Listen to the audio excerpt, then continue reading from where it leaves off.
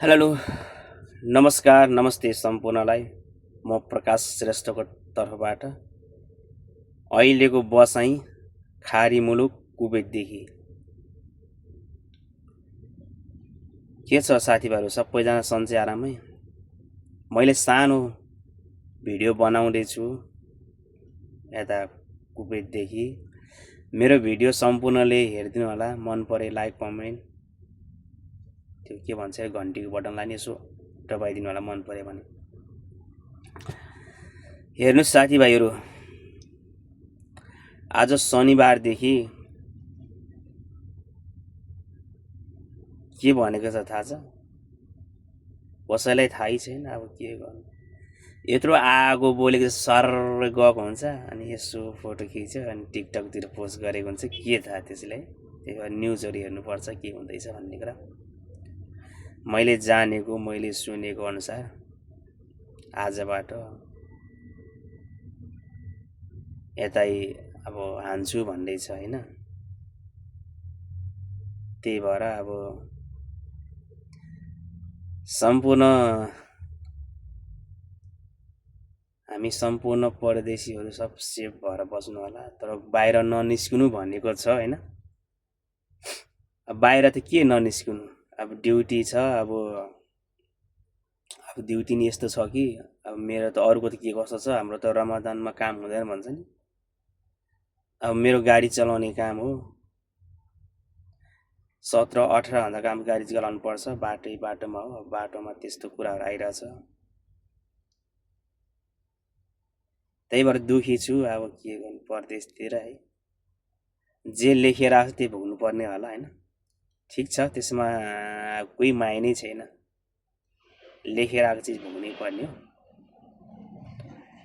त्यही भएर सम्पूर्णले काम छैन भने अनावश्यक काममा बाहिर नघुम्दिनु होला। हाम्रो नेपाली एम्बेसीबाट पनि पत्र जारी गरिसकेका, सूचना जारी गरिसकेको छ होइन।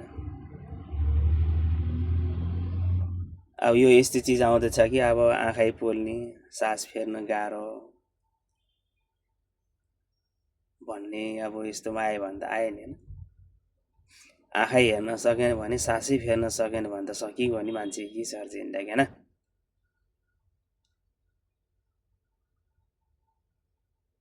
ठिक छ, सबैजना अब सचेतै रहनु होला। यो मेरो भिडियोलाई सम्पूर्णले हेरेर अनि मनमा लागेको कुराहरू भनिदिनु होला, कहाँबाट हेर्नुहुन्छ। यो मेरो प्रकाश श्रेष्ठ युट्युबमा आउँछ होइन, युट्युब सर्च गरेर हेर्नु होला।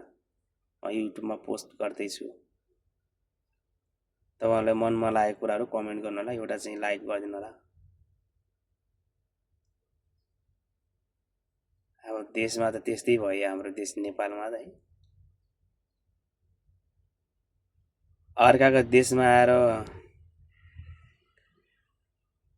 गरी खान्छु भन्दा नि अर्काको देशमा अब गरी खान नदिँदो रहेछ। अब यस्तै हुँदो रहेछ त। कसैले सोचेको नि थिएन है यो दिन आउँछ भनेर, कि सोचेको थिएन नि यस्तो दिन आउँछ भन्ने कुरा।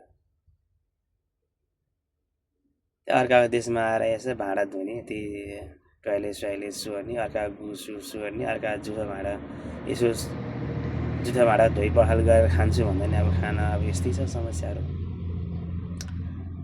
ठिक छ, म आजलाई यहीँसम्म गर्छु। म भोलि अर्को पाठमा आउँछु।